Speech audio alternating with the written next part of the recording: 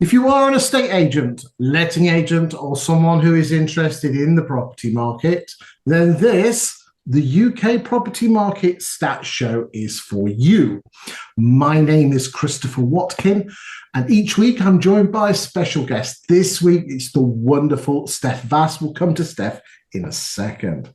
Right, we are looking at week 47, ladies and gentlemen, which is Monday the 24th of November all the way through to include Sunday the 30th of November, during that week there was this little thing called the budget, so we'll see if that affected the property market, and we will be comparing week 47 against other week 47s, and we'll be looking at the year-to-date figures and comparing that with other year-to-dates going back to 2017.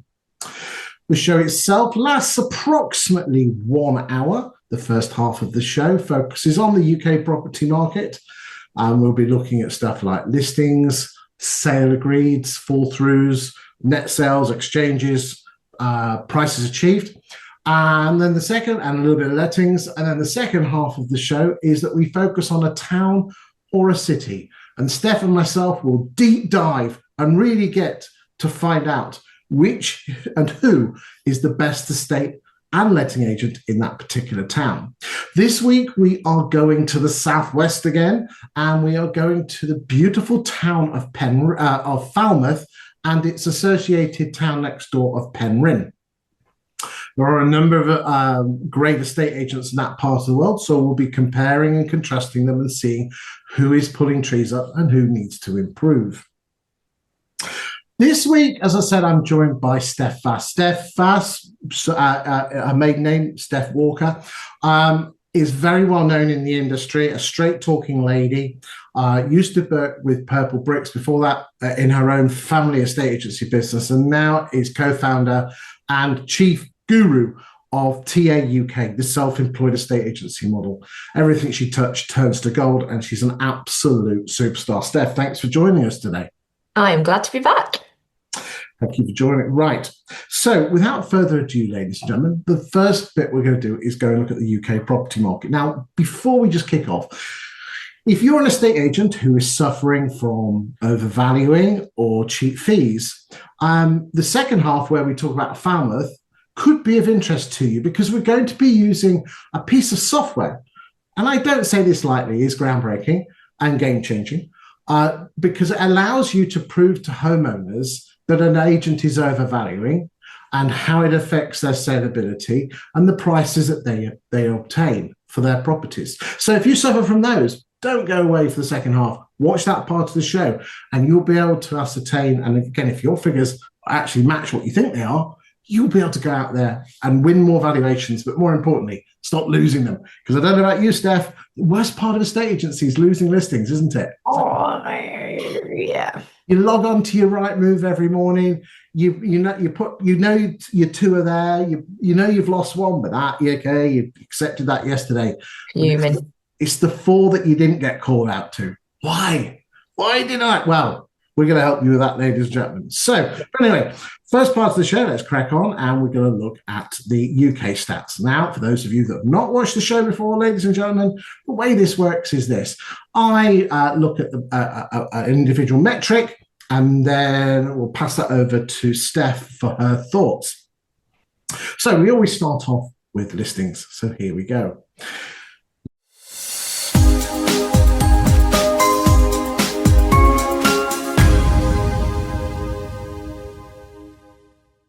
Year to date, we are on 1,633,000 listings, which is 0.5% ahead of last year. So they're almost identical. 8.1% ahead of 17, 18 and 19, and 7.6% ahead of the full 9-year average. The white line here shows us the number of listings on a week-by-week basis. The bluer line in 2024 is higher. And also you'll notice that the turquoise line is higher as well. Now, again, we have to take things pre-COVID with a slight pinch of salt. So the first question's got to be, and I think I know what the answer is, but we'll see what Steph has got to say. Why is 2024 slightly higher? And just to give you an idea that, so you know the sort of things that we're talking about. There were 27,242 properties that came on the market in week 47 in 2024 and 22,242, as I said, in this week. So there's roughly a 4,500 difference. The average price of a property that has come onto the market, and we're going to be touching on this, is 452,000, which is a massive jump from the last couple of months. This is huge. This is, that figure, ladies and gentlemen, has been hovering around the same sort of level for an awful long time, and it's just jumped up. I'll show you a graph with that, and I'll talk about why it's happened, because it will blow your mind. But more of that in a second. Steph, okay, come on. We're filming this on Tuesday, the 2nd of December. No doubt your decks are up because you have your decks up all the way back in August. We know what you like. Your 2 Christmas trees. I've had my decks up since the rumours of the budgets were started to be talked about. There you go. But we're on Christmas. We're chilling out. Who the hell's putting their houses on the market at the moment? Well, 22,000. It's just normal, isn't it? Isn't it amazing how the market, there's like a band, and it's just whether you're at the upper end, middle end, or lower end of that band. What's your thoughts on those things? We say it every time. It's year in, year out. It's cyclical. It's plotted literally on this graph. And yeah, I know it's saying there that week 47 is just ever so slightly behind. That will have just been ahead of the budget, seeing what happened. And my honest opinion is that things will probably stay a little bit slow towards the end of the year because we are so late on now in the year. I think people will think, well, look, we came out of the budget largely unscathed as a market, and let me enjoy Christmas. And then I expect January and February to be absolutely rocking and rolling. Indeed. And again, if you notice here, ladies and gentlemen, here, this is week 52 here, there's a certain estate agency chain that likes their Boxing Day. So that all those little flickers there. Don't even talk about it. Are your Boxing Day specials. Okay. Interestingly, I've done some research on, there are quite a few firms that do Boxing Days, and I've analysed their listings versus their sales. And yes, the number of listings doubles because of that. But the number of so we got a double. I'm not mentioning names of firms, but a doubling of listings. And in the first 2 months of the first 2 or 3 months of January, they have an uplift in sales of 15%. So double the listings, 15% on their sales. Fascinating. That double. You would hope that double the listings would double your sales. It doesn't. It does increase them, but not by the same extent. I believe, if you don't mind me saying, it's a listing, it's a tool. It's a tool to get properties on the market. I know you don't like it, but at the end of the day, who the hell wants people coming around at Christmas time? I just think it's a fallacy though, because you're telling all these sellers that it's a great idea, then you're not actually open Boxing Day to take the calls, to book the viewings in anyway. We know that most people on Boxing Day, they've had an argument with the husband, the mother-in-law, perhaps both of them, and are contemplating, just wanting to move out of house anyway. They're just looky-loos. But the real crux of it is if you're not able to service that listing, and quite clearly by those metrics you're not, because yes, double the listing should mean at least a lot closer to double the sales, you're just creating yourself a load of earache come February and March. You're so right. And isn't it interesting that if you, on Rightmove, you can work out how many people are searching your town on a day-by-day basis. And if no one's on Rightmove on Christmas Day because they're opening their presses and having their pints of eggnog or whatever you drink in the Northwest. Little Bucks Fizz when you're opening your presents. It's not got too hard too early on. Okay. So therefore, if it's good, the jump is huge because no one's on Christmas Day. But if you actually look at Rightmove's data, I haven't got it to hand. Their best time is January. It's just, it looks good. It's a sales ploy. Yeah, that's what it is, ladies and gentlemen. Just accept it for what it is. No one wants people coming around their house at Christmas anyway. Right then. So there you go. Listings, nice and normal. Let's move on to price reductions. Now, let's just move. We've got to share the screen again. I forgot. Bad, Chris. So we've got 90% of the November data through. We're still waiting for a little bit of data to come through. And I will explain that when we get to it. But okay, so as always, estate agents go to sleep and we don't reduce prices in November. Okay, so if you can see from this graph here, in the summer, we reduce on average about 1 in 7 houses. That's 14%. Okay, actually, 40 is the other way. Yeah, it's about 1 in 7. And then all of a sudden, because it's November, everyone clocks off.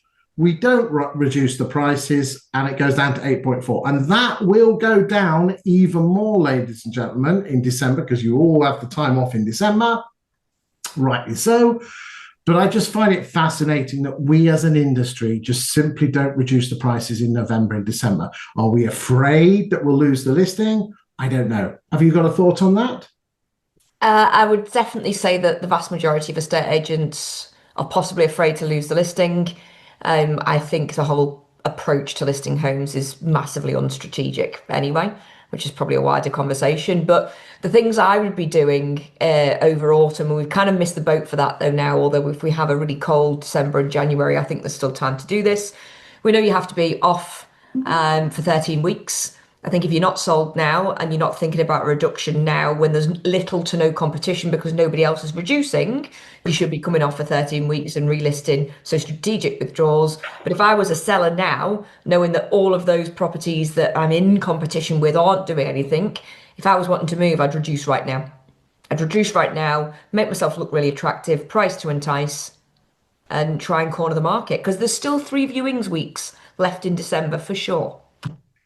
It's interesting that, and there was silence in the room. So I was lucky enough to be on stage at the EA Masters in front of 1,100 agents, myself and Katie from 20EA.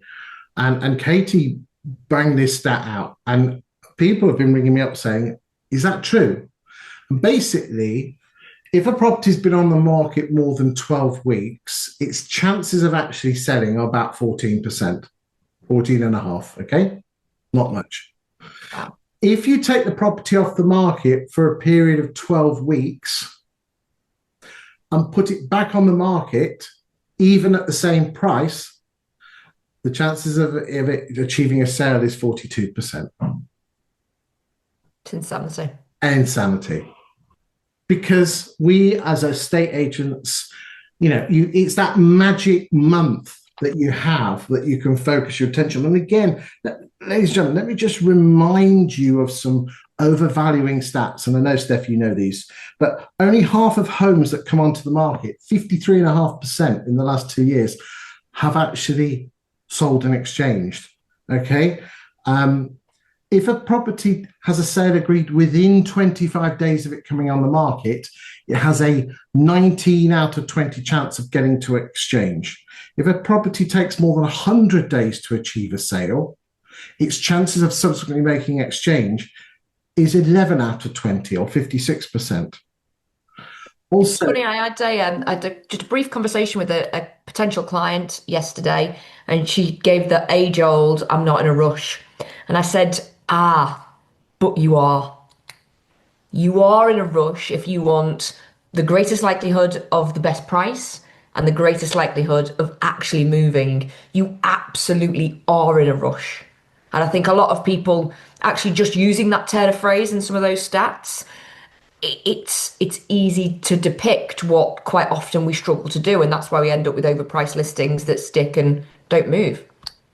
So, right. I mean, here's another stat for you that apart from the two COVID years, since 2001, the average discount from the published asking price of when it went sale agreed, not the original, when it went sale agreed, and what it actually sold for, has always been between 0.9 and 1.3%. So if you need a stat to say, look, if you, yeah, I'll try it on at like with 5% more. No, because I've already given you those stats. There's chances of actually achieving a sale and B getting through to exchange is slim. But if it's going to sell, it's going to sell between 0.9 and 1.3. And again, here's another stat. This is a Rightmove stat that's come via Simon Gates. Homes that don't get their asking price reduced are 135% more likely to get a sale agreed on it. So if that isn't the biggest ticket not to overvalue, you're 135% more likely to sell if we just price right from the get-go. Yep. Game done. Yeah, that's it. There you go. It's just that we, as estate agents, our ego won't allow us to lose the listing to the because we want everyone to love us. You've got to be able to, and really it comes down to a couple of things. Is A, you've got to learn to be able to walk away and not take it personally. And two, you've got to be able to challenge the vendor with their, statements get judged, questions get answered, and your credibility comes from the questions that you ask. So you've got to learn, if you want to put on more homes at realistic prices and not be clobbered with challenging, and again, I've said this a number of times, ladies and gentlemen, is this: if you're trying to hit a vendor with pure fact and it doesn't work, the reason it doesn't work is for a human to make a decision. This is important. This is psychology here. For a human to make a decision, I'm going to do this, 19 out of 20 times, the emotional side of the brain has to say yes first and then get signed off by logic. So therefore, if you're hitting them with logic over the head, they're not going to accept it because they haven't got emotional buy-in. And how do you get emotional buy-in? You do it by using the most powerful way you can get to the emotional side or the subconscious of the brain, and that is stories. Tell a story of people like them who wanted to move somewhere else and who effed their lives up because of an agent overvaluing. So you get them to say, I don't want to be that. Mrs. Miggins, here is our figures. Do not judge your choice of estate agent on the highest price they give. Judge your estate agent on the agent who will get the process to get you the highest price, because we don't set the price. No agent sets the price. The market sets the price. Anyway, I'm going to get off my soapbox. But you and I, we like our soapboxes, don't we, Steph? We do enjoy the soapbox. Anyway, price reductions, the average price of the property coming down 398, and as I said, 13,159 properties reduced. But again, that should be up in the late teens. Let's move over to gross sales. And this week we agreed a sale on 20,250. The average price of a property selling is £350,000. The number of sales, oh, come on. Why are you not working? Oh, there we go. Sorry.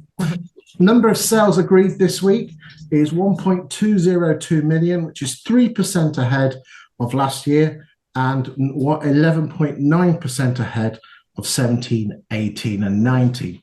This is the important thing though, ladies and gentlemen. Look at that turquoise line, and before the Easter bank holiday, which is this dip here, we were constantly we were performing better than last year. But since August, we have not been performing as well. So some people have been saying, is that the budget? And I'm of the opinion, no. Remember, can we recall that there was a certain thing in back end of March, April time this year? Stamp duty, that is stamp duty. That was basically everyone putting their houses on the market and everyone's selling them to enable to get in. That is the stamp duty bit, because if you compare it with 23, look at 23, we were down here for gross sales. So interestingly, I'm talking to some agents. They reckon there's some pent up demand here in the market. I don't know if you're seeing that. I mean, I know you're in ladies and gentlemen, Steph Vass works in the footballers' wives' town of Liverpool and Merseyside, don't you? Yeah, absolutely. You, Definitely. you I've can't just walk down the street without dropping into a Michelin star restaurant. you literally cannot. I've just finished doing a viewing on a 1.6 million pound home as well, so gorgeous. No, I do think there's pent up demand. I do think the budget has had some play in that pent up activity. Yes, People just being but more at really, the really top end. cautious. I would say more at the top end. Yeah, yeah, absolutely. I think. I think for me, I think there's just this pent up demand more about buyer behavior. I think people are taking longer to make decisions, being way more choosy, way more picky. Not necessarily picky in a helpful manner, I don't think. But yeah, I think people are back to viewing many more homes and taking many more days and sometimes weeks to make a decision. But I do think people get to that point, I believe, when you come to the big milestones in the year, and obviously Christmas is one of those. I think there'll be a lot of people that have been out viewing homes. They kind of just want to get their offer accepted now before Christmas to go into Christmas and go, whew, forget about all that nonsense until the new year. So I do think we probably agree some sales on stuff that we feel has been quite sticky over the next sort of week and a half. Well, as the blind, I'm hearing anecdotal evidence from around the UK that there's more good news than bad news. And again, what we've got to remember, ladies and gentlemen, is that we're in a market where the buyers and the sellers are very sentimental and sentiment driven. Right, this is interesting. The average price of a property that came onto the market this week has risen from £390,000 last week all the way up to 450. Now, we always get a spike up in the first week in September, and there's the September spike in 23, there's the September spike in 24, and there's the September spike in 25. And those are always because of London, because London has such high prices, you don't need many houses on the market to really mess up. Is this the mansion tax, Christopher? Is this people whacking stuff on at 1.9? So so again, this, because again, the shape is always the shape. If you look at the shape, down in the autumn, then the new year she goes up, she goes up, and then at late spring she drops down to late summer, and then we have the flick up and then down. The shape is always the same. You can look, the shapes are identical, but this is an outlier. Okay, so I did some homework. Okay, so let's and this, let me just pull up my magic stats. So I will share with you, ladies and gentlemen, this here is HQ control of all the stats. Okay, right, and I'm going to focus in here. Okay, I'm going to go in a bit more.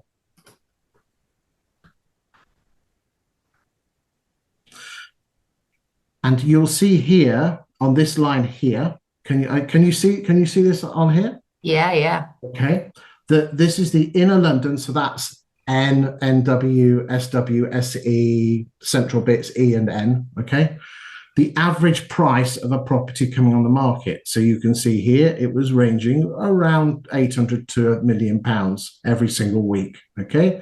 Then from September, the price dropped slightly because less posh houses are coming on the market. So the average was around 900, 864, 888, 926.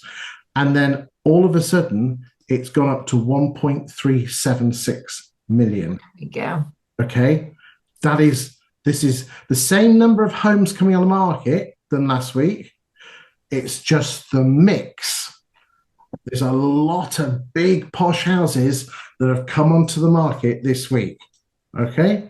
And I've looked at all the other areas here, and everyone is pretty set. I mean, look, there's Northwest 352 where you are, which again is a huge increase from 283 there. Again, Outer London 542 as opposed to 500. So that's again another 8 or 9% increase. Not much difference in Scotland, but again, it's not going to affect that. Not much in the southeast. So we've done the posh areas. Again, I don't want to get too techy and too spreadsheety, But bottom line is, ladies and gentlemen, is that something weird happened in London last week where a lot of posh people dumped their houses on the market. Will they sell or not? Well, as the blind man says, we shall see. But again, it really has not screwed up, but just affected. So therefore, you can see here that the average price, as I said, has gone up to 542. And again, look at this gap, the gap, 29%. Whilst for the rest, what you tend to find is the gap between asking price, the asking price when it came on the market versus the asking price of when it went sold to the contract. The gap does tend to be seasonal. At this time of year, it's quite tight, 29%. So we'll see if that was just a one-off. Again, I can only blame that on the budget. Okay.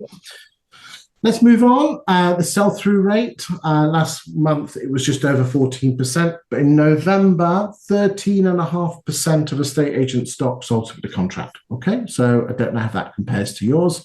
When I say yours, I mean the Royal You. Let's move on to sales fallen through. 5,054 properties fallen through with a fall-through rate of 24.96. So that is total fall-throughs expressed as a percentage of total gross sales, 24, which again is in line with the long-term average of 24.2%. There is our graph there showing, and again, we get some spikes at Christmas because the numbers are all over the place. We just have to ignore those spikes. It's the long-term trend. There is, again, the number of fall-throughs, as you can see there, is the red line is the long-term average. The number of fall-throughs is rising slightly, but the number of properties in sales pipelines, which again we'll come on to in a second, is rising. But the percentages here, now I haven't got the November figures yet, but on average, estate agents are losing, this is October's figures, 5.16% of the homes that they have in their books per month, which again is still too high. But that, we've banged on about that constantly. Anything on fall-throughs before we move on to net sales, Steph? I just think look at all of the ways that you can try and make your sales stickier. Your reservation agreements, just being transparent and just speed. Once that deal is agreed, time kills deals. So speed is. Yeah, it is amazing that it still takes 19 weeks. Okay. Yeah.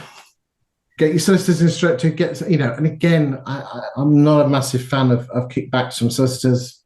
I think get a good solicitor, get them involved, get them on, especially if they're a flat, a leasehold apartment. Yeah. Anyway, let's move on. Net sales. Okay.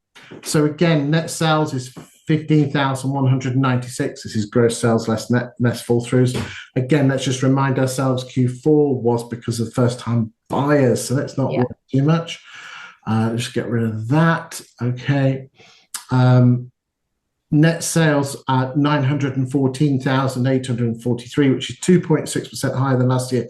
Although that gap has been narrowing. If we go back a couple of months, that gap was about 4 or 5. That gap is going to continue to narrow because sales in Q4 24 were better. Yeah. Q4 this year because of the stamp duty. Okay. That's the graph. The white line is this year. The yellow line is 24. You can see that there's a bit of a gap there. Obviously, the purple line was 2020, which was a crazy year. But it's not as bad as 22, which is obviously down here. Ladies and gentlemen, these graphs are all available to download free of charge. If you go to the YouTube channel, scroll down to the bottom, there's a little link there. You can download them and you can use them on valuations. You can use them internally. All I ask is that you don't use them on social media. And the reason I ask that is that my daytime job is that I'm a property market journalist, ghostwriter. I help estate agents with their property market blog posts talking about the local market, and some of them do use these graphs. So it wouldn't be fair for you to use them on social if someone's paying for them. But they're available for you to use in the house. Look, show you know what you're talking about. Because again, Steph, whenever someone finds that you're at a party and someone finds out you're an agent, they always ask you, not the homeowner, just someone else in the milling around drinking your champagne. The question they always ask you is, how's the market? How's the market? Why don't you talk about it on your social media? Let's move on. Gross sales as a percentage of listings, 89, which is quite high, but it is, that this is that on a month. This is on a ongoing basis. So that is listings, that is sales expressed as a percentage of listings, and it's always high in November because sales are okay and listings are quite low. Okay, price changes as a percentage of listings.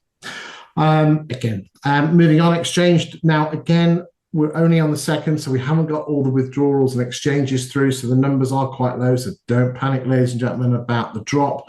That will get updated throughout December. But the percentages so far, 53.3% of homes that left estate agents' books in November exchanged and completed, whilst the other 46.7% withdrew unsold. Homeowner stuff, and you didn't get paid. If there's something that doesn't show you overvaluing it, it's this. And again, everyone thought it, I say it most weeks, but everyone thought that most houses were selling in COVID. They weren't. It was only 2 in 3. Number of properties for sale. We've seen a drop in the properties for sale because we have a lot of withdrawals in November. So we're at 67.8, which is very comparable to what it was last year. And again, I love the cyclical nature. They're almost the shapes are almost identical, aren't they? You can tell within a few thousand, and can't you? Amazing, isn't it? Just and that's why it's important. Estate agents watching is that don't make your judgments on black swan events. This market is very cyclical. You've seen the graphs, stuff like this. That's the black swan event, but everything else is pretty even going. Plan for the normal. And your job is. But that's still an incredible amount of stock out there that you could get your hands on.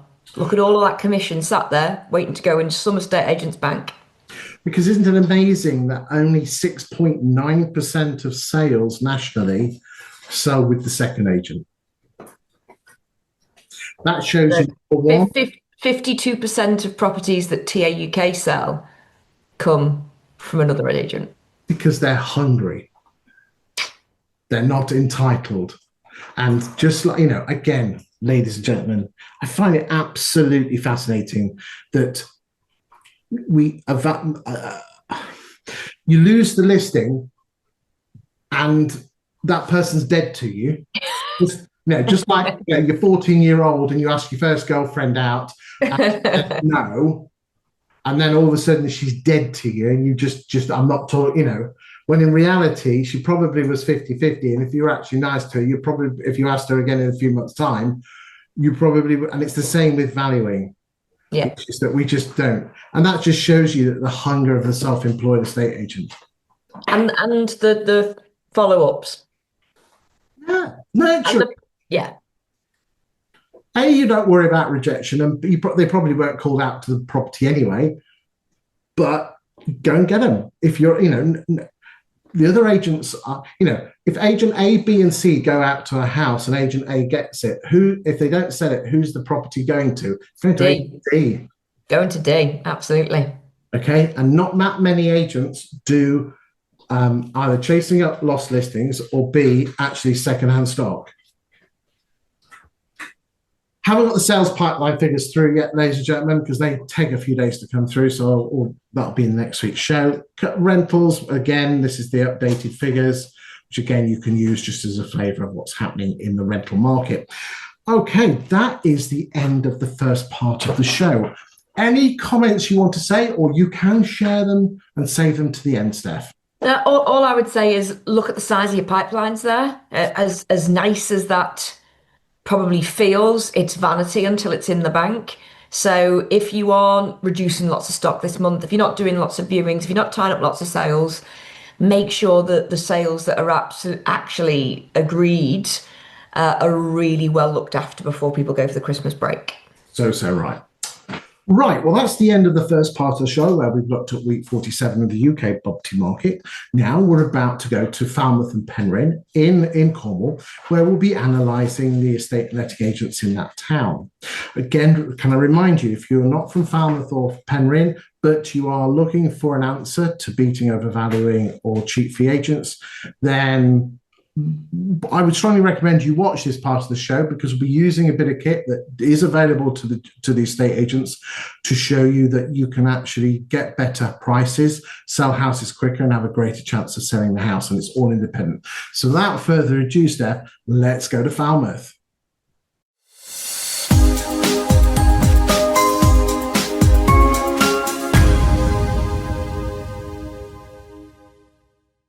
Right, ladies and gentlemen, for the purposes of this demonstration, we are going to be looking at a website called Insight. Insight is a platform from 20EA, and it is available to estate agents. I will declare to you now that 20EA have not paid me to use this platform. They do give this platform to me free of charge, which enables me to get you the stats that you've seen in the first part of the show. The platform itself is available to estate agents. I'm not here to sell it, and you're not to mention my name in any way, shape, or form because I'm not on commission. But there is a freemium version, which I believe is for 3 months, where it gives you 3 months worth of data. It just gives you a flavor, but you might as well just watch this show because you'll see exactly what the full fat package is. Then there is one where you can have around 10 postcode districts. Then there's a regional one, and then there is a national one. They all have this. The only difference is the number of postcodes that you have.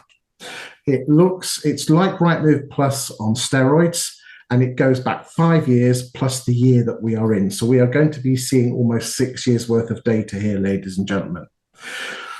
If you have any issues with the data, contact 20EA themselves. They profess to be about 98 to 99% perfect, and I've cross-referenced this against small agents, medium agents, and small agents, and it's nearly, as I said, it's pretty bang on, okay? But if you've got any issues, give them a call. Okay, so without further ado, let's go and have a look at the stats. And the vast majority of the stats we're going to be looking at here are the sales stats, because there's a lot more stats to play with, and then we'll look at some lettings stats as well. Okay, we are looking at the postcodes of TR10 and TR11, which is Falmouth and Penryn. Have you ever been yourself, Steph? I've never been to Cornwall. Ever. It's funny, my gorgeous wife has a mug, and it's from the 70s, and it says Cornwall near England. I mean, you know, unlike that's my stat, because everyone knows I do like my trains. I'm not a train spotter, but I went down to Cornwall on a train, so it is nice. It's a nice little trip. It does take a long time to get there. But we're not here to talk about trains, ladies and gentlemen. We're here to talk about So without further ado, let's go and have a look. Okay. So the way this works normally, ladies and gentlemen, is that Steph, jump in if you see anything. Yeah. Questions you ask me, whatever we go, okay? So the first thing that we're looking at, as always, is listings new instructions, okay? And, you know, Falmouth and Penryn is not huge. And what is particularly interesting is that there's really posh areas, and then there is middle areas, and there is some, some starter home areas as well. But there is, the stuff where there's millionaire stuff, and then there's stuff that, 2 up, 2 down, and not a lot of money. So it's a very interesting market. I've been doing my homework. The big difference there between your top 3 agents and then everybody else down that row. Big difference. Very much, very much. So, ladies and gentlemen, here, this is your new instructions since the 1st of January 2020. Okay, we're not doing new builds. Okay, we'd like to take those off. We're just looking at the second-hand market. And as I said, we are looking at the postcodes of TR10 and TR11. Truro is not that far away. Okay, so therefore there are some agents here who are based in Truro that come into the postcode district. But there are some agents here. The majority, those are Falmouth or Penryn agents. Okay. So without further ado, let's just have a look at, and we're going to start off by just looking at the whole 5 plus current year, and then we'll look at more recent times to see if there's any new incumbents coming in and taking share. So we're going to start off with Heather and Leigh. And if you notice here that the average price of a property coming on the market in the last 5 and a bit years has been £438,000. And there's been a total of 6,557 properties with an average pound per square foot of £405. As you can see here, Heather and Lay are the number one agent over the long period, and their market share bounces between 10% and 20%, and overall an average of 15.7%. Again, if you notice here, if you were putting a trend line there, I would say that's pretty stable around that 16 or 17% mark. It does look like they're having a slightly tough October and November, but again, not end of the world because they've obviously had those slower periods in the past and come back. So that's Heather and Lay with average price of 399. Let's look at Laskowski and Co. So 431, and you can see here that their market share has grown in the 2021 and 22 and has leveled off a little bit. Again, very spiky here, Steph. Not used to this. Again, the bigger towns, the market share tends to be a little bit less spiky. So I would hazard a guess, looking at the price of 431 with Laskowski's against Heather and Lay, that I bet they battle each other out. Something Yeah. like that. Yeah. I know they're both Falmouth-based agents. Let's go and look at Kimberley's. So again, if I was to, now that's interesting. Look, we've got some spikes. Just type in Kimberley. Can you just have a quick look on Google? Because those spikes are in December. I'm not aware if are these a Connell sequence? I don't believe. No, they can't be because it says Kimberley's independent. Independence, yeah. So therefore, are they doing some form of Boxing Day promotion? Because if you look, I would normally expect that shape of graph on a Connell sequence estate agent. So whether they're doing some kind of Boxing Day promotion, although not, okay. Yeah, I think they are. But again, okay, it's early. We've done it up to the end of November because we're only one day in, and it tends to mess the figures up if you're only just looking at one day. I wonder if they do that. Again, you guys in Falmouth and Penryn will know that. Okay, let's look at Miller Countrywide, which again are part of Connell sequence. Do they have the spikes? The general market share seems to be drifting slightly. There's the crystal spikes. Yeah. Okay. Does look like Millers have slipped slightly over the last couple of years, very slightly. Okay. Lewis, Horton, and Wills, 3-4. Oh, we just didn't do the average price. Kimberley's 337. So again, just slight. So again, our Kimberley's going more on the Penryn is slightly cheap, more inexpensive. So again, we're not sure there. Let's look at Miller's average price, 294. So again, they're going for the more start homes. Lewis, Horton, and Wills. Let's have a look at their average price, 341. Lillycrap and Chilcot, 962. Okay, so believe they are a Truro agent. Again, there are some magical £1 million properties in Falmouth, especially the ones that look over the harbour. There's a yachting scene, there's a yachting club. There's beautiful views over the Atlantic. Oh, you would love it. And you get a train there as well. Let's look at maps. Again, a lot spikier. Good month, bad month. Okay. Yeah. Martin and Co. 304. Okay. Tom Wills slightly dropping there. 516. We'll just whiz through these. Lang Llewellyn. So you can see it now. Again, we're going to look at this in a second. Lang Llewellyn we've got Sophie and Rhiannon at Lang Llewellyn, known in the industry. Looks like they only started the sales back in 23 and hovering around the 10. So we will just, ladies and gentlemen, just have a quick look just to see how that's comparing. James Carter, 20%. Now look at that. So again, let's go and look in a second. James Carter didn't start in 24, so he's down the list on the 5-year bit. We'll do the last 18 months and see. I'll just whiz through down to number 20 just to see if there's anything screaming. Not particularly. Okay, right then. Okay, let's go and look at the last year. Okay, or the last 18 months. I think we'll do that. There we go. July 24.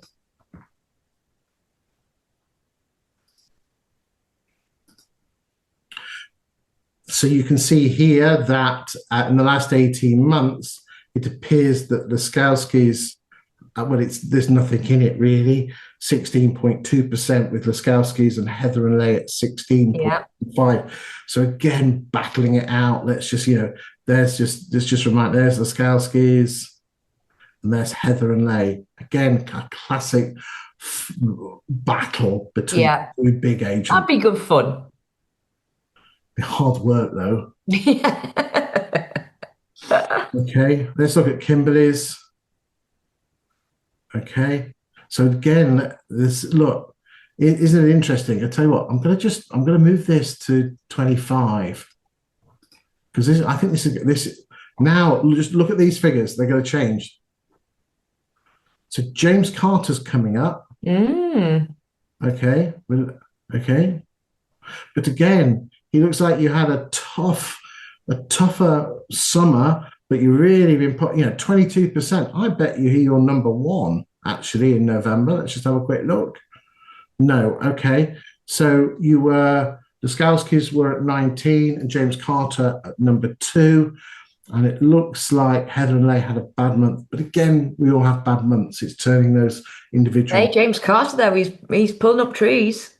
I believe he's a Falmouth-based agent, but doesn't have an office. So it shows, I know you're a big fan of the self-employed model, being a big proponent of it, having over, how many agents got 100 now? 250? Yeah, 250. Well, there you go. Okay. Okay. Oh, we got some EXP agents here. Let's just see who's moving and shaking here. Well, look, there you go. There's the agency. Early doors, well done on Falmouth. Well done, Claire. Top job. Is she based in Falmouth or is it just like a sub area of hers? That's a very good question. Okay, don't worry. I would know that if I didn't have 250 agents. There's some interesting stuff here. We'll just whiz through this. Again, lily crap, as you would expect, the posh agents. I'll tell you what we'll do is this. Let us have a look at the posh bit, because so 500,000, I will go 750. Let's just break this down and see if there's okay. So hold on, switching it off, but it'll all come back in a second. So between 500 and 750, there's this year 169 properties have come onto the market. How many have sold?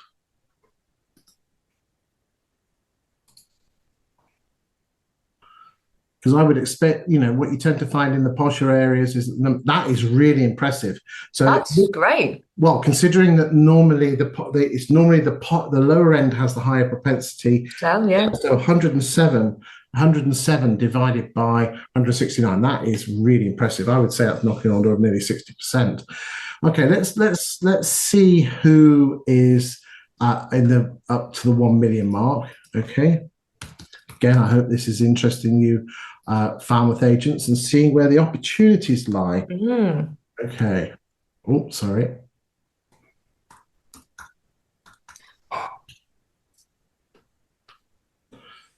So again, it's a slightly lower market, 72. Let's just see how many selling. 43. I'm really impressed with this. So the market, normally posh end is really hard work. Again, Heather and Lay and Laskowski's. Let's have a quick look at who's that will go over 1 million, everything, and just see if that changes, because it's really rare for an agent to be a dominant agent and the number one. Okay, so again, the numbers are really small here. You can see there's not much to call it between them all. Heather Lay comes down to number 2, but the numbers are really small. So a couple here, a couple there. So it looks like that prime market is 500 to probably 700, 800, somewhere around there. That's the market. Good fees, good return. And the stuff's selling. Which is really impressive. Okay, that's sales. Let's move on and look how agents perform in their saleability. Okay, so we're looking at between the 2nd of December 24 to the 1st of December, which is yesterday. We're looking at the 2 postcodes and we're looking at all the properties, okay? This shows you the general growth of your New instructions, again, we've done that. We've done that in the market share that shows it in a better way. This is a good way. But what I really want us to look at here, ladies and gentlemen, is not at your new instructions or your sale agreeds, because we've already covered those, even though they're there. The true magic is these 4 columns here: exchanged and withdrawn. Okay. You see, what we know is this, okay, if you add up the 2 exchange figures, the exchanged and withdrawn, they all add up, both on each line, they add up to 100%, right? Okay, so Laskowski's have the number of properties that left their books in those postcodes in the last 12 months has been 188, 106 and 82. So of the 188 properties that have left Laskowski's books, 106 have exchanged, which is an exchange rate of 56.38. You've got Kimberley's with an exchange rate of 64, and you've got James Carter at 76, Maps at 54, and Miller at Countrywide. I am really impressed with Heather and Lay with their exchange rate at 77.30. If you were to be consistently up there listing the amount of properties that they're listing, they also had nice, healthy stock in that sort of prime end of their market. Well, all intents and purposes, solid operator. I would say there that even though the market share is slightly dropping with Heather and Lay, the exchange level is very, very impressive. Very impressive for a top 2 agents. If I was Laskowski's, I would be wondering, because again, their price range is very similar, is why are you getting a higher rate of withdrawals? That might be an area. Are they overvaluing? We'll have a look at the second. Are you doing great vendor management? Again, we don't know. But this is the purpose of this, is to look at the data. I would be chuffed a bit with James Carter as well. Again, at 76, we've got Tom Wills at 81, which is exceptional. To get something with an 8 in front of it is very, very rare. But if you were going up against, say, Heather and Lay against, say, I don't know, Miller and Miller's, if you divided 77 by 33, you've got more than 100% greater chance of getting the house sold. I'm not criticizing Miller and Countrywide in any way, shape, or form. This is the stats. Data doesn't lie, and data doesn't care about your feelings. That's great. Data doesn't care about your feelings. It doesn't, does it? So these are the areas, that the average estate agent in Falmouth has got a 53.41% chance of getting the house away, but with Heather and Lay at 77.3%. And I think there's definitely ways, you were talking about storytelling before. There's ways that you can tell stories using this data. It doesn't have to be pointing out that, it's Miller Countrywide who were 100% better than blah, blah, blah, blah, blah. But there's enough data to go here to give you a really, really strong argument. And again, ladies and gentlemen, if you just publish this data, I guarantee you it'll be like throwing seed on rocks. It won't germinate, it won't take, okay? You see, ladies and gentlemen, my daytime job as an is not to create content like this. My daytime job is using property data to get you more listings. So if you are an agent in Falmouth or Penrith and you're looking for more listings and not losing listings, because that's even worse, is losing them, then I have over 120 agents around the country, and there's a team of 5 of us that will help and guide and support you on your journey to be called out to more valuations, stop you losing them, and then getting them sold, all using data. But you used to use data well. And what you do is you don't publish this data now. You use stories to get people hooked, and then you bring the data in. That's the magic. Psychologically, that's how humans act and think. Let's just have a look and just see fall-through rates. So very impressive fall-through rate of 18.78 compared to the average of 24 with Heather and Lay. Laskowski's at 26, slightly above. And again, there's some decent numbers here. Lily Crap have a really low fall-through rate, so that's good to see.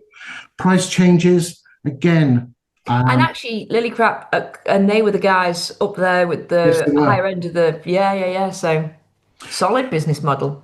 Okay. Again, I believe with Lilycap, Chilcot are more of that part of the region as sort of estate agent. Okay. But again, it looks like the Falmouth agents are giving them a run for their money on the posh ones. Savills are low, which is a shame but again, price changes. Who's at 64? Miller Countrywide. So again, are they overvaluing? Again, we'll have a look at that in a second. 56, which is slightly high, Kimberley's. So again, are we overvaluing here? Now, there's nothing wrong with price reductions as long as you get the price reduction down correctly. And again, ladies and gentlemen, if you haven't if you're in Falmouth and you haven't watched the first part of the show, watch it, because Steph and I would just give you some truth bombs on stats that you can use at appointments to ensure that you don't overvalue the property, or if you are going to overvalue it, be honest with them and get the price down. Because the biggest thing I've seen is, if you have to overvalue, is, and again, I don't know what your thoughts on this is. I know you're self-employed model, but I am of the opinion that the valuer at the time of the listing has to book in a face-to-face appointment with the vendors for 3 or 4 weeks' time. Okay. And what will happen is the valuer will then take responsibility to get the price down, because they won't want to be embarrassed going back to the vendor's house.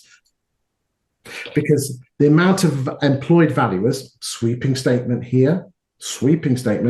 who basically just throw the file at some neg who's got no experience of getting prices down, who doesn't know the property, doesn't know the vendor. That's why, again, self-employed estate agents sell more houses, have a greater percentage chance of getting the houses sold for more money and getting them through quicker. That's a fact. And the numbers will scare you. Absolutely scare you. Doesn't it just show you, though, if you said a few couple of, as long as you're willing to put your price out, I think we should market at this price for X, Y, and Z reasons. And when we've done this in the past, this is how it's worked, You may well want to market at a different price. If that's what you want to do, am I coming out in 4 weeks' time to reduce? Because if we don't, here's your stats. You're not going to want to leave me. So then what we're going to have to do is take a 12-week break. We're going to have a much greater chance of selling it after 12 weeks. But are you also willing to wait now 6 months for your offer? No? Right. There we go then. It's my price, isn't it? There you go then. Watch the first part of the show if you haven't watched it already, ladies and gentlemen, where we hit you with those stats, again, using data to get you sold. Okay. How long does it take to sell a house? Heather and Leigh, 70 days. Laskowski's 64. Kimberley's 112. James Carter, 75. Who's at 187? Miller Countrywide. Oh, God. God bless them. Okay. They're not coming off great today, all Millers. They're not. Right. Okay. So we asked. This is the overvaluing screen and the price achieved screen. Now, there's a lot going on here, so I'll go through it. And what it means. Okay. So this screen here, ignore the new instruction numbers. It's just the big numbers at the top, right? 20 EA have looked at your listings for the last 2 years, and when it came on the market, every property in the UK has what's called an AVM figure, an automated valuation model price for their house, a bit like a Valpal figure, but it's 20 EAs, and they've compared that with what you've put it on the market for. On average, Heather and Leigh are putting their houses on the market at 0.3% more than what 20 EA think the house is worth. Laskowski's 0.68, Kimberley's 1.01, and so on and so forth, all the way down. You can see here Miller's 1.66 and Maps at 2%. Okay, so the more that number is, the more the overvaluing. It's based on their AVM. It's a pretty damn good AVM model, actually. So that's your overvaluing stat. Let's move on to the next screen, the red one, the price achieved. What price did you achieve from your original asking price for the exchanges that took place in the last 2 years? And on average, Heather and Leigh achieved 2.3% less than the original asking price, and Laskowski's 2.9, and you can see all the numbers that go down there. But people don't like stats, they like pound notes. So therefore, we move on to the next column that says average listing price. If everybody put on a £450,000 house, what would each agent achieve for it? And Heather and Leigh would get 441,000 for it. Laskowski's would get 439,900. So therefore, again, you could say here that Heather and Leigh get on average 1,000, nearest damn it, £1,100 more for an average Falmouth and Penryn home than Laskowski's, based on an average price of 450. If it was twice the price, it would be twice the amount. And that's why this tech is just so useful, right? In that putting this in the hands of people that go and visit clients for strategy meetings. Wow. And if you want to know, ladies and gentlemen, if you are going to use this, how you should use this bit of kit, just watch the show back a few times and listen to what I have to say, because this is how you sell the numbers to the vendors. Again, my daytime job is to use property data to get you called out to more valuations, and then when you're at the val, to actually make sure that you don't lose it to the competitors. So if there's any agents in Falmouth who want to be called out to more valuations and then make sure you don't lose them, maybe we should have a chat, because I can only work for one agent in a town. I don't work for anyone in Falmouth or Penryn. So if I can either work with you or I can work against you. And I say that with total love and respect. Right, let's move on to lettings. Any questions on that before we move on? Just I love the insight. It's called insight. There you go. Look. Yeah, I didn't plan that one. I love the insight, but also if there's stuff that you need to work on, I guarantee that most estate agents aren't in their data the way that is. So it's a great learning curve, even if you're not where you want to be right now. Yeah, and again, most estate agents are not big fans of data, but if you've got to stick out like a sore thumb, you need to know where you're going right, where you're going wrong, what to do about it, and then you can use data. Because again, I've looked at, ladies and gentlemen, at all of your social media, and you're very, very good at your presentation of your photography, of your videos. I'm particularly impressed with Heather and Leigh's video drone footage. It is very good. But there's an opportunity, I believe, for a Falmouth agent to go to the next level by doing presenter-led video tours where you're actually in front of the house. That would be my recommendation if I was giving a doctor's prescription. Okay, presenter-led video tours. Okay, and we're not talking about, don't get me wrong. At least if you're doing video tours, that's better than no video tours. But presenter-led ones really are the magic. Okay, and the second thing is I would be using property data, use this data that you're at the appointment to ensure that you don't lose it. And I would also be using property data along with the other stuff, with your listings and your fluffy stuff and the lifestyle stuff that you must do to be part of the community.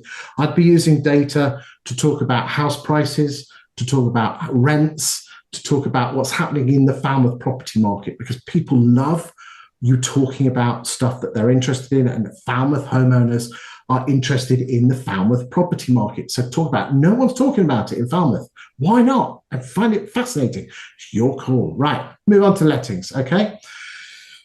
We're looking at between the 1st of the 1st, 2020, and immediately I'm screaming, this, well, I do know for a fact it is, but this has to be a university town, because look at all those spikes, Steph. Can you see here number of properties coming on the market? Now, normally in a university time, the spikes are November or December. It looks like January is the time that everything comes onto the market for students. There might be a little bit of growth in December. So let us have a look and see who's moving and shaking, okay? Now, what we know for a fact is we don't know the size of portfolios, but what we do know is if you have more properties coming on the market, the greater the chance that you have a bigger portfolio. You have to take it with a pinch of salt because of the student lets. So immediately, Lewis Houghton, I wonder if Lewis Houghton and Wills bought another agency, because look, there's a huge jump here. I don't know. I know there's been a number of agencies in Falmouth that have changed hands over the years. So I don't know if Lewis Horton Wills were the ones. Let's look at Martin and Co. Again, I'm just going to move this to November because there's just some over the top spikes there because it's only 1 day's worth of stuff. So it looks like Martin and Co are really strong, not to in their just general market, no big students. Let's look at Lang Llewellyn. Nice, some big chunky numbers there. Yeah, liking that. Okay. Townsend. Okay, open rent. Okay, so open rent, again, ladies and gentlemen, massive stat for you here is that 51% of properties in the last 12 months that have come on the market with open rent were previously on the market with a high street agent. The number of landlords is not dropping. It might feel like they are, but the stats show not. What's happening is they're leaving high street agents and moving across to do it themselves. That's why I'm a massive believer in the Renters' Right Act. There is a massive opportunity there for you to get your landlords back, especially open rent. I would personally be hoovering up every listing on open rent, going to get the land registry certificate, finding out where the contact details are. What I would say is this, is if you get the land registry certificate and it says the landlord lives at the property, which obviously they don't, if you want to send me a text message with the word let's do it. London landlords. Okay, I'll know what I mean. I know it's nothing to do with that, but I did a presentation to some London letting agents a few years ago. If you just type the word find London landlords to this number 07950 147 572, I'll show you a legal way, even if the land registry says they live at the property, to actually find the landlord, and then you can contact them and nurture them and hopefully bring them back. Let's look at Heather and Lay. So yeah, look, stopped in 22. They obviously sold their lettings business off. Yeah. The chunky numbers here, that's nice to see. Smart. They've not been going wrong, have they? So look, 23. I wonder if Smarts were bought out by, there was an agency called Rainbow at this part of the world. I don't know who bought them out. Look at Diggs. We'll just whiz down here, just show you some numbers. Might be of interest to you, ladies and gentlemen. Okay, there you go. We'll leave it at there. We go. Right. Okay, that's the end of the Falmouth part. Final words from you, Steph. The thing that stuck in my mind after today was the very first graph you put on the screen at the top of the show, showing how much more stock there is in the market this year versus previous years. Humongous opportunity in two parts. One, look after the listings you've already got. Most estate agents, Chris, you say this all the time, most estate agents say the hardest bit is getting called out and winning and all of those sorts of things. You've already got that business. Please don't lose it to a competitor who'll then have social proof against you. That's one. But two, if the other agents in your town or village aren't doing that, go and steal from them. Steal it now. Absolutely. Absolutely fantastic, Steph. As always, fantastic value, great insight. That's why we always ask you back. I think how long have you been on the show now? 18 months? Yeah, I know you love coming on it, but I just want to say thank you for coming along. Great to see Teddy as well. Bless him. Ladies and gentlemen, let's just have a look at Teddy. like I said. There you go. Unloved, bless him. But more importantly, ladies and gentlemen, thank you for watching. As I said, we're now at the end of our third year of doing these shows. Thank you for the guidance and the support that you've given me. I love doing the shows.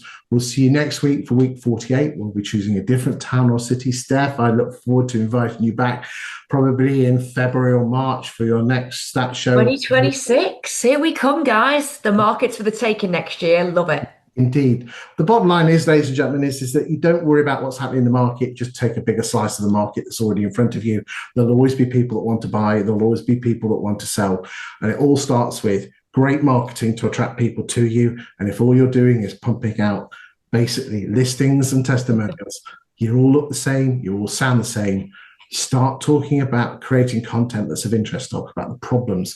Get involved with the local community. Talk about the property market. If you need any help or guidance on that, do give me a shout. I'm all over social media.